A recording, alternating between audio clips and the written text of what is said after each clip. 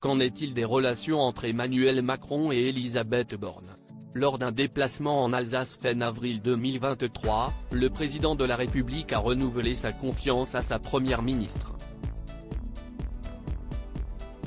Toutefois, d'après les informations du Parisien publiées ce dimanche 7 avril, Elisabeth Borne ferait l'objet de critiques de la part du chef de l'État. Il y a de la tension dans le tube, assure un proche d'Emmanuel Macron au journal francilien.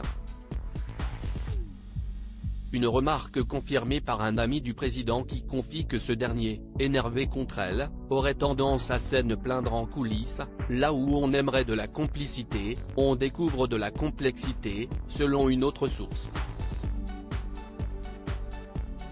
Pourtant, comme l'a rappelé le Parisien, Elisabeth Borne avait garanti que sa relation avec Emmanuel Macron était fluide et alimentée par des échanges très réguliers. D'après Le Quotidien, les proches de la femme politique ont réfuté les rumeurs de tension, affirmant une loyauté sans faille et une parfaite entente. Quant aux divergences d'opinion, celles-ci ont été balayées d'une traite par une autre source assurant des différences de style mais aucune divergence de fond. Supérieur à découvrir les ministres du gouvernement Borne de lâcher du lest. Toujours selon le Parisien, Elisabeth Borne serait perçue comme étant plus favorable à lâcher du lest au syndicat qu'Emmanuel Macron alors que des discussions sur le RSA ont été entamées.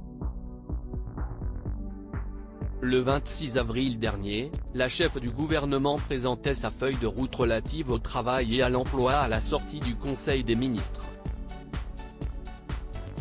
Elle y a affirmé sa volonté de développer France Travail, l'organisme qui remplacera Pôle emploi, et de proposer une réforme du RSA dans le but d'accompagner davantage et inciter à la reprise d'activité les bénéficiaires.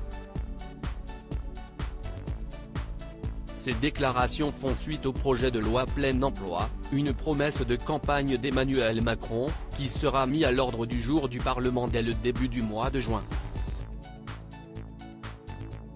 Article écrit en collaboration avec 6 médias.